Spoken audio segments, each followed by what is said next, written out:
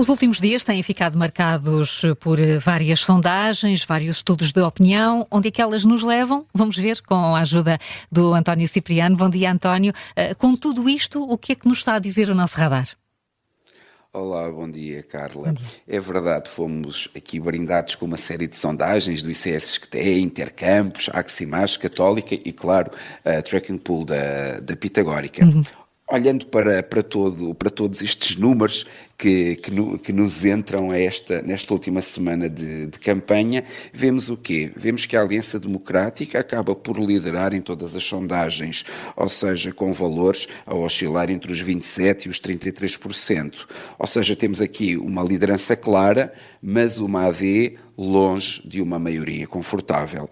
Já o Partido Socialista aparece-nos sempre em segundo lugar e mesmo em algumas sondagens, como a da Aximage, a diferença entre a AD e o PS é apenas de 0,2, o que nos mostra aqui, nesta sondagem, a possibilidade de um cenário bastante competitivo entre estas duas forças políticas que nesta corrida a São Bento vão aqui na frente. Sem surpresas, o Chega continua a ocupar a terceira posição das intenções de voto, atingido mesmo um patamar de 20%, se bem que André Ventura tem-nos vindo a dizer nos últimos dias que este patamar dos 20% para ele não é suficiente, quer uma hipótese de vitória. Todavia lembro que durante 4 dias consecutivas, nas sondagens diárias da Pitagórica, da Tracking Poll, mostravam um Chega a perder votos, tendência que apenas foi quebrada ontem domingo. Já a Iniciativa Liberal, digamos, não tem estado mal, até a sondagem da Aximage dá-lhe um resultado de intenção de voto de 7,3%, ultrapassando a casa dos 6,8%, 6,6%, onde se tem mantido há algum tempo, e o LIVRE também mostra alguns sinais de consolidação. Outros partidos, como o Bloco de Esquerda, a CDU e o PAN, a oscilar entre os valores habituais, com um destaque para o Bloco de Esquerda, que na sondagem da Intercampos e da Aximage consegue passar a casa dos 3% da intenção de voto. Um outro dado importante são os indecisos. A percentagem de indecisos nestas sondagens todas que vieram a público nos últimos dias mostram uma oscilação entre os 12% até aos 23%, o que nos indica que há ainda muito por decidir. Pois há aqui uma variação muito grande em relação aos indecisos e também em relação a todas as tendências e oscilações dos outros partidos. António, como é que ficamos em cenários de governabilidade? Há aí à vista alguma maioria parlamentar?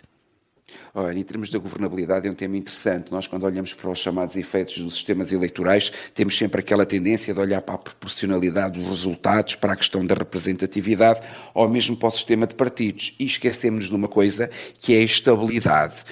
O que é que os dados nos mostram? Tal como eu dizia há pouco, temos uma força política líder, a AD, mas muito longe da maioria absoluta.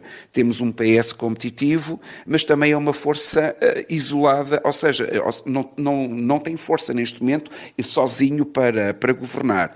Temos um terceiro partido, Chega Forte, que começa a dar alguns sinais de possibilidade de coligação com uma AD, mas sem Montenegro, e finalmente temos outros partidos que têm vindo partidos médios, partidos pequenos, que têm vindo a oscilar nas suas intenções de voto.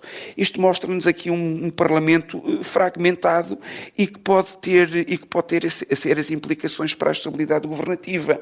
Temos também um Presidente da República que diz que não podemos ter eleições a todo momento, nem podemos ter eleições tão perto. Por isso, olhando para estes todos valores, pensando numa hipotética coligação, se olharmos, por exemplo, para uma futura coligação entre a AD e a Iniciativa Liberal, digamos que estas forças políticas juntam somente 39,9% das intenções de voto contra 31,1% do PS e de todo o arco da esquerda.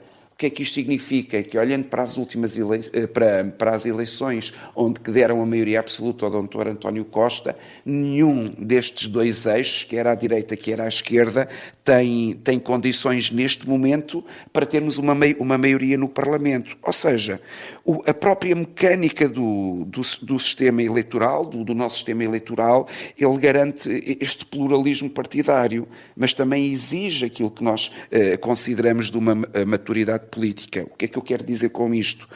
Que uma futura estabilidade governativa no nosso país não vai depender somente dos votos, mas também da capacidade de fazer política antes e principalmente depois das eleições, ou seja, capacidade de negociação e compromissos pós-eleitorais. E o dia 19 vai ser muito importante. António, uma última questão, e falando em Parlamento fragmentado, e o JPP na Madeira, será que pode eleger para o Parlamento Nacional?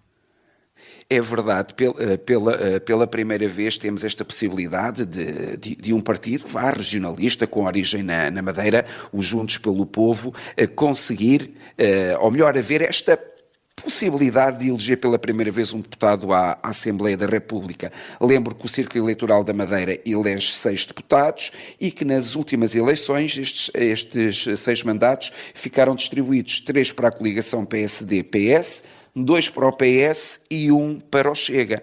Todavia, convém lembrar que atualmente o Partido Juntos pelo Povo, o JPP, é o segundo partido com maior representação no Parlamento Regional da Madeira, com 11 deputados, ou seja, ultrapassou o próprio PS. Este partido tem apostado num discurso de autonomia regional. O próprio cabeça de lista da Madeira, o Filipe Sousa, às eleições legislativas do próximo domingo, diz que o seu partido poderá ser a voz da Madeira na Assembleia da República.